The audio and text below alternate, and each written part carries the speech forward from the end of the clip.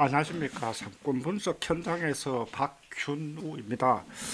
개원 상권 입지 선택에서 판단이 어려운 상권이 같은 상권범위라도 입지에 따라서 그 성격이 전혀 다른 유형들입니다.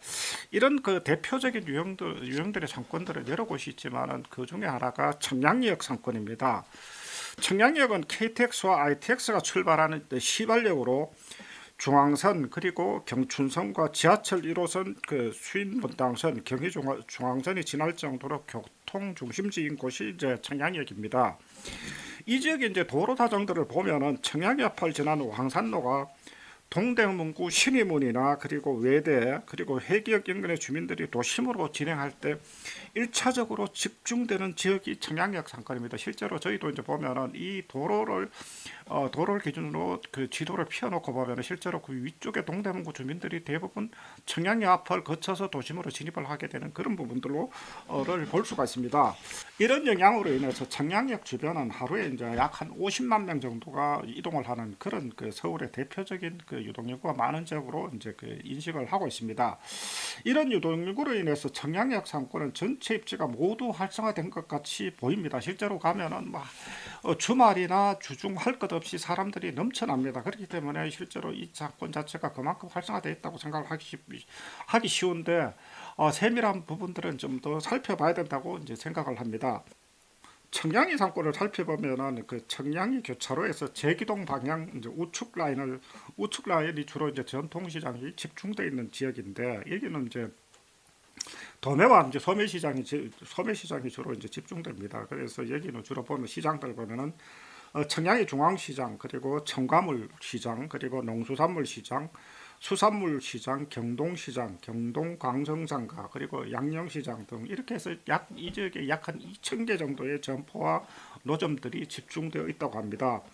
이런 영향으로 앞서 말씀드렸다시피 평일이나 주말, 휴일을 가지지 않고 혼잡해서 이제 시장 상인뿐만 아니라 시장을 이용하는 주민들의 이용 빈도가 그 높은 지역들이 이 지역인데 실제로 그래서 이제 이 지역에 보면은 우측 라인에 보면은 이제 의원들이 이제 집중해서 개원이 오랫동안 개원한 그 의원들이 상당히 많습니다. 이에 비해서 왕산로 좌측은 청량역을 지나서 구 롯데프라자와 용가였던 지역이 이제 청량리 뉴타운 구역으로 이제 개발이 되었는데 여기가 이제 청량리 4구역으로 사업을 시작하여 2023년 입주를 시작하였습니다. 구 롯데프라자는 L호텔 웨딩 컨벤션이 청량리 4구역보다 1년 늦은 2024년에 입주를 하였습니다. 그리고 이제 청량리 4구역에는 롯데 캐슬 스카이 L65 아파트 그리고 힐스테이트 더 퍼스트 오피스텔 그리고 한양 수자연이 비슷한 시기에 입주를 완료했습니다. 그래서 이 지역은 주상복합역 상가들로 아파트 입주 시기를 전후하여 2, 3층에 주로 이제 그 메디칼들이 집중하여 개원하였습니다. 아파트나 오피스텔 입주와 함께 그만큼 청량리 상권에 대한 기대가 컸기 때문에 실제로 그 의원들의 개원율은 상당히 높은 지역들이 이제 이 지역입니다. 그렇지만 왕산로 좌우측의 의원들의 차이는 시장 방향의 의원들은 상인들과 지역 주민의 내원율이 높지만 개발지역 방향은 시장 상인들이나 개발지역 외 주민들은 내원율에서 조금은 그 차이가 있는 것 같습니다. 이런 차이는 가장 큰 부분 중에 하나는 그 시장 방향의 임대료는 전용 평당 약 한 10만 원대인데 비해서 개발 지역의 이제 그 상가 임대료는 그 평당 20만 원으로 크게 차이가 납니다. 그렇기 때문에 결국은 임대료 차이가 그 메디칼 부분들에야 진입을 했을지 모르지만 이것은 개발 지역 상가들이 활성화되지 못하는 직접적인 원인들인데 임대료 문제로 인해서 저층부를 포함해서 입주가 제대로 진행이 되지 않고 그리고 결국은 해가지고 저층부에서 공실률들이 높기 때문에 상가 활성화에 이제 저해 요인으로 직접적으로 작용을 하고 있습니다.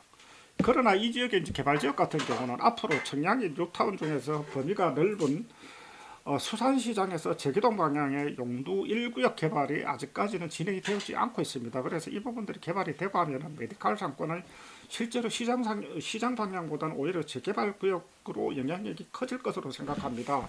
그렇게 되면은 결국은 시장 방향보다는 오히려 그 재개발 구역의 메디칼의 진입률이 높고 상권도 더 활성화되지 않을까 하는 그런 생각을 하게 됩니다.